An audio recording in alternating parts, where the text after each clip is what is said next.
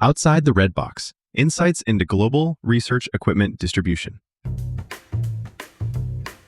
Welcome to the Outside the Red Box podcast, your go-to podcast for insights on growing and scaling life science brands globally. Brought to you by Redbox Direct, we specialize in outsourced sales, distribution, and manufacturing for scientific instruments, with over 20 years of hands-on experience. Let's get started with today's episode. Welcome back to The Deep Dive. Today, we're jumping headfirst into something really critical in business, but also often super frustrating.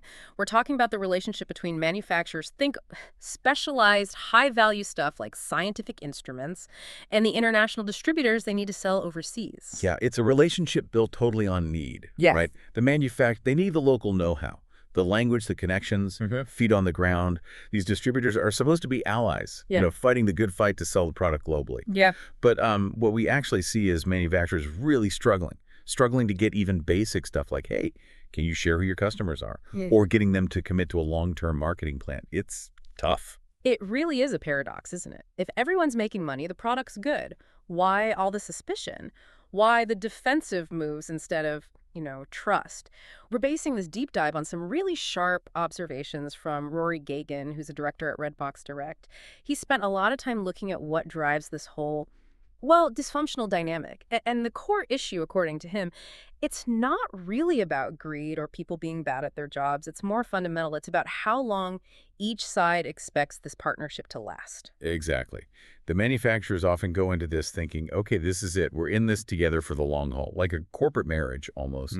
But the distributor, they're usually much more, shall we say, clear-eyed about it. They know they need each other now, but that doesn't mean forever. They absolutely see the relationship as temporary. So one side's planning the wedding, the other's just thinking about the weekend. Okay, so if the manufacturer wants forever and the distributor sees it as just transactional, temporary, what's a better way to think about this dynamic? Well, the source material uses a great analogy. It says it's less like a marriage and maybe more like a teenage fling. Both sides want something right now, pretty intensely, sales, commissions, market share. But deep down, they're both ready for it to end, maybe suddenly. And accepting that temporary nature, that's really the key to understanding why distributors act the way they do.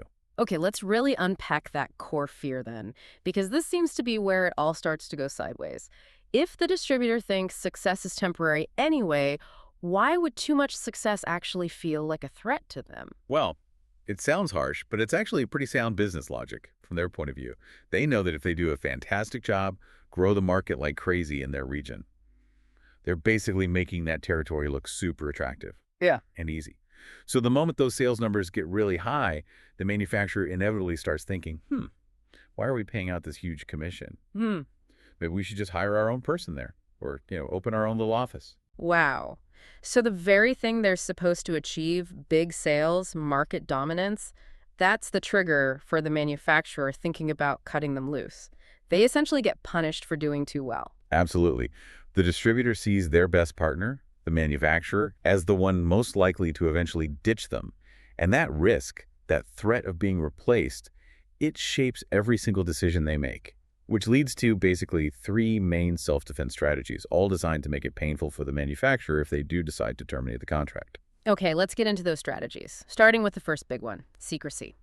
If the manufacturer needs teamwork, why are distributors so guarded with information? Because information is power in this game. Simple as that. And the number one weapon they have, keeping that customer list under wraps. Total secret. Think about it.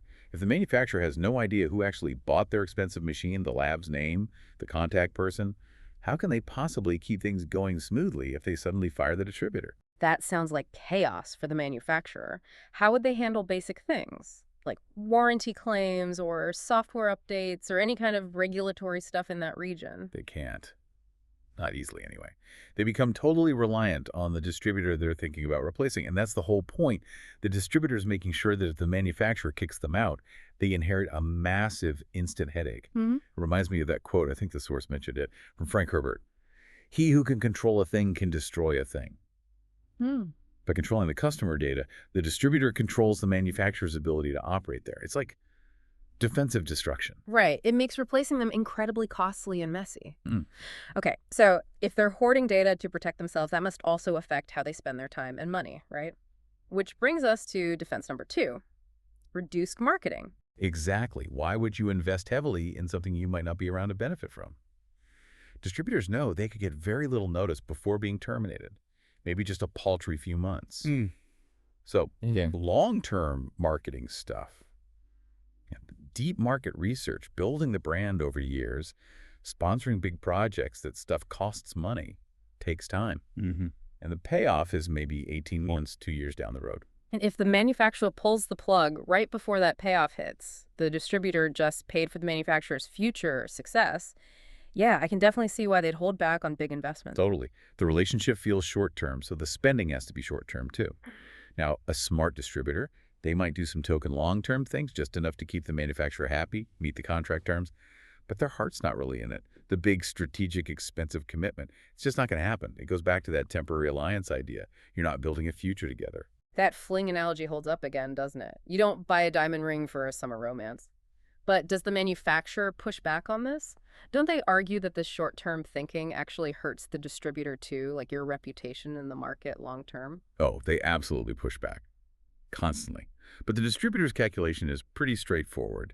The risk of losing 100% of the income from this manufacturer, that far outweighs any fuzzy, marginal risk to their long-term reputation. They need to protect their whole business, not just this one product line, which actually leads us straight into the real head-scratcher, the third defense, the fear of growth. This one feels so backwards. Manufacturers are yelling, sell more, but the distributor secretly knows that hitting those higher numbers just speeds up their own potential exit. It's the core dilemma, isn't it? The distributor needs some success to survive today, but too much success. That basically guarantees they won't survive tomorrow with this manufacturer. So they are, believe it or not, often incentivized to sort of cap their own growth, keep it just below the level where it becomes financially irresistible for the manufacturer to just take over themselves. Wow, so the manufacturer is paying full commission to a partner who might be actively, if subtly, putting the brakes on sales potential just to stay in the game longer. That's a massive hidden cost for the manufacturer. It really is. Yeah. But there's also a second fear the distributor is juggling here. It's related. They try really hard not to let any single product line, especially this manufacturer's line, become too big a chunk of their overall business. Okay. Because if they become totally dependent on this one manufacturer and then poof, that income vanishes because they get terminated, their whole independent company could be in jeopardy. So they're managing internal risk too, diversification, whilst also managing the external risk of being too successful for their own good. Man, it's a really tricky tightrope walk. And pretty much everything they do, all these defensive actions, it all comes back to that one single thing. The distributor is fundamentally afraid of what happens when the relationship ends. That potential ending dictates everything they do right now. Okay, so if the root cause is basically fear of the ending, we need to move beyond just diagnosing the problem. What's the path forward? What can manufacturers actually do to change this dynamic, make it more trusting, more aligned? Well, the recommendations from the source material really focus on honesty and transparency. First step is pretty simple, conceptually at least. Accept the reality. Just accept it. Stop pretending it's a marriage for life. Accept the casual dating status. Acknowledge you probably have different long-term goals. Just admitting the relationship is likely temporary. I can see how that might actually take some pressure off, oddly enough. What's next? Be clear about goals, but make them short to medium-term goals. Be really transparent about what the manufacturer actually wants to achieve during the, let's say, expected lifespan of the partnership. This helps shift things from paranoia to predictability. If the manufacturer says, look, we need to hit 30% market share the next 2 years, if we do, we'll likely consider going direct, then the distributor knows the score. They can work towards that, knowing the rules. Okay, clear expectations. And the third step, that sounds like the toughest one, building genuine trust, especially when the distributor is already defensive. It needs the manufacturer to, show some vulnerability first. It's definitely the most critical. And yes, it requires a manufacturer to take the first step. They need to share genuinely useful information. Trust can't just be demanded here. It has to be earned. It's got to be a two-way street. And useful information has to include the bad stuff too. Share bad news. Okay, what does that look like in practice? Give me an example. Well, it means telling your distributor about known technical glitches or quality issues before the customer complaints start flooding in. Give them a heads up so they can prepare. And crucially, it also means telling them if you, the manufacturer, are getting hammered by a competitor back in your home market. Ah, I see. So the distributor can brace themselves for when that same competitor inevitably shows up in their region, maybe 6 months later. That sends a powerful signal, doesn't it? That the manufacturer sees them as a real partner, worth sharing strategic intel with, not just some sales arm. It respects their business. Yeah, that could really change the feel of things. Exactly. It starts to replace that fear of a sudden unknown ending with more of a prepared, managed transition. And this whole idea, accepting the temporary nature but managing it better, that's apparently exactly what Redbox Direct, the Sources company, thought about.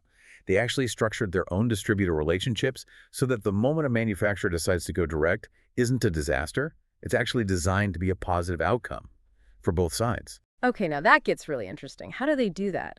They align the money somehow. So the distributor doesn't actually dread getting that termination letter. They might even welcome it. That seems to be the idea. Aligning the incentives so the manufacturer's success directly triggers a financial win for the distributor when the transition happens. Maybe it's a structured buyout or a hefty payment for a smooth handover of that precious customer list. If you do that, you remove the need for all the secrecy and the short-term thinking. The incentives shift from defense to cooperation. So let's bring this home. What does this all mean for you listening right now? If this deep dive shows us anything, it's that this fear of success leading to termination in these casual business alliances, it drives all this secretive, short-sighted, frankly damaging behavior. And if it happens in high-stakes scientific distribution, well, this dynamic has got to be playing out elsewhere too, right? Absolutely. Think about it. Your short-term contractors, vendors you rely on heavily, maybe outsourced services, if they suspect, even subconsciously, that doing too good a job means you'll eventually just bring that function in-house and cut them loose, how much are they really investing? Investing in the long-term stuff, the training, the data sharing, the infrastructure that truly benefits you. Makes you wonder. So here's the question to chew on. In your own business relationships, those temporary alliances you rely on, what structure could you put in place?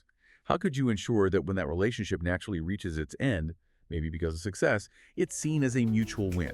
A positive step for both sides, not a messy breakup. Thanks for tuning in with us. For more insights or to connect with our team, visit redboxdirect.com. Until next time, keep scaling smart.